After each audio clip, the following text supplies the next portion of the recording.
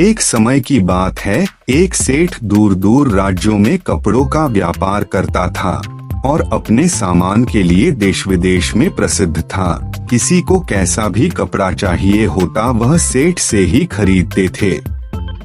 अपनी ईमानदारी और कड़ी मेहनत के कारण सेठ के पास जमीन जायदाद रुपए पैसे की कोई कमी नहीं थी। सेठ का कोई बच्चा नहीं था, केवल एक पत्नी थी जिसे सेठ बहुत प्यार करता था और देश विदेश से अपनी पत्नी के लिए तरह तरह के सुंदर सुंदर उपहार लेकर आया करता था। एक बार उसने देखा उसकी पत्नी बड़ी परेशान नजर आ रही है। पूछने पर पता चला कि पत्नी के बाल बहुत ज्यादा झड़ रहे हैं।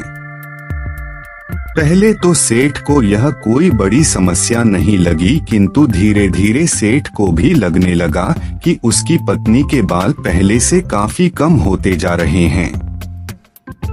सेठ देश विदेश से पत्नी के लिए दवाई लाने लगा, किंतु किसी दवाई से भी पत्नी के बाल ठीक नहीं हुए।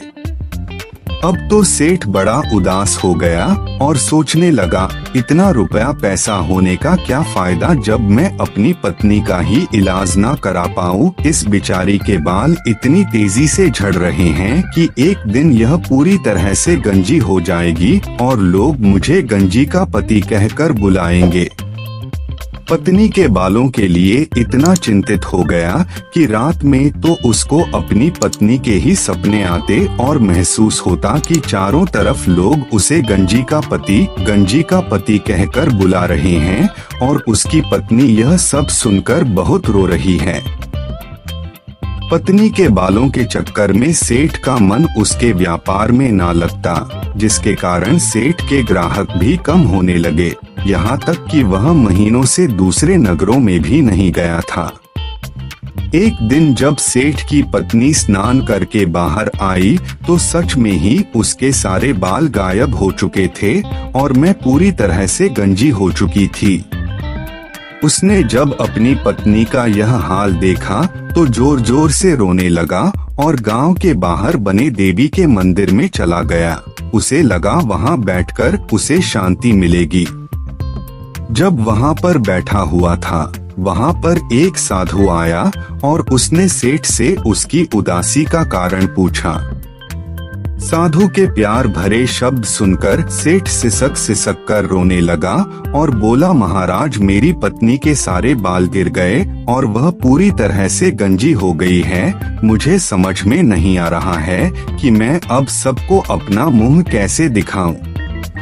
साधु बोला, बेटा मैं तुम्हें वर्षों से जानता हूँ, मुझे पता है कि तुम एक बहुत ही मेहनती, सच्चे और दयालु इंसान हो। मेरे पास एक जादुई तेल है, तुम यह तेल अपनी पत्नी को दे दो। रोज इस तेल को अपने सर में लगाने के बाद तुम्हारी पत्नी के बाल फिर से वापस उग जाएंगे और बहुत ही लंबे हो जाएंगे। किंतु याद रखना, यह जादुई तेल है। इसका काम है किसी भी चीज को बड़ा कर देना, इसलिए इसका प्रयोग सोच समझकर करना और काम हो जाने के बाद इस तेल को गांव के सरोवर में डाल देना। सेठ बहुत खुश हुआ और साधु से तेल लेकर उसने अपनी पत्नी को दे दिया। पत्नी पति के कहे अनुसार रोज उस तेल को अपने सर पर लगाने लगी। सच ही उसके बाल बड़े लंबे हो गए। सेठ की सारी परेशानी दूर हो गई और वह दूसरे नगर को व्यापार के लिए गया। किंतु जब वह एक हफ्ते के बाद लौटकर आया तो यह देखकर हैरान हो गया कि उसकी पत्नी उसके सामने नहीं आ रही है। बहुत मिन्नतें और सिफारिश करने के बाद जब पत्नी सामने आई तो वह यह देखकर हैरान हो गया कि पत्नी की जुबान उसके मुंह से बाहर लटक रही थी और वह बड़ी ही भयानक लग रही थी। कारण पूछने पर पत्नी ने कहा, सुनिए मुझसे बहुत बड़ी भूल हो गई। आपने कहा था कि तेल केवल सर पर लगाना, यह जादुई तेल है। किंतु तेल खत्म होने के बाद तेल वापस कैसे मिलेगा, क्यों ना मैं तेल को घर पर ही बना लूं। ऐसा सोचकर मैंने तेल को अपनी जीभ पर लगाकर उसका स्वाद लेना चाहा था कि जान सकूं इसमें क्या क्या मिला है, और ऐसा करते ही मेरी जीभ इतनी बड़ी हो गई।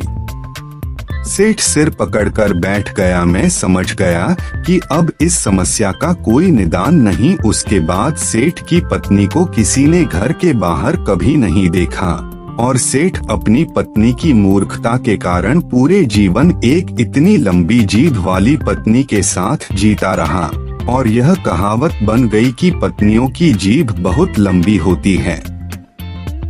बिना सोचे समझे हमें किसी भी वास्तु का और कामों में उपयोग नहीं करना चाहिए। दोस्तों, जिस वस्तु का इस्तेमाल जितना होता है उतना ही करना चाहिए। अगर हम उस वस्तु का उपयोग और काम में करे गए तो हमारी अपनी ही हानि होगी। दोस्तों, अगर कहानी आपको अच्छी लगी तो शेयर जरूर कीजिएगा।